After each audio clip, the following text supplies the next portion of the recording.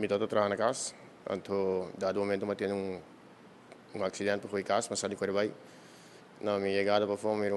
auto na candela, então, se não me corre vai, pode não me dar minha assistência, então, ora mi chega no auto, mi não pode abrir porta diante, e tampouco são para trás, e dado momento, a glass também está praticamente metade, hissa, e caminho que ora como chega, a senhora já está gritando para ajuda comigo. E dori por abrir porta mi hanhami te quebra glass com minha mão e assim na porta sai que a senhora fora de auto. Me te senti me contento porque não por seguir viva e desfrutar de mundo maravilhoso que nós temos é paraíso. Boa noite. Então tem último ano acidente de auto. E acidente auto é grave, auto pega riba mata e auto a pega candela e persona que vive hopi cerca com a escuta e sonido a sale fo e apesar que é tota menace perigo per me também nel caso a senhor Richard Mackay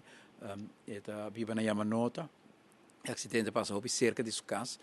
ela toch dentro do auto, mas ela quebra glas para ela dentro do auto e ela saca a dama com toda herida fora do auto e depois por mira que o auto queima por completo, que se a dama por qualquer motivo não pode sair fora do auto por motivo de acidente e ora a consequência lo auto uno sumamente trágico e devastador e com um cidadão toma tipo de coragem e sale para fora, põe sua mesma vida e saúde na risco para escapar outro, algo que nós como cidadãos, pero seguro como governante e primeiro-ministro,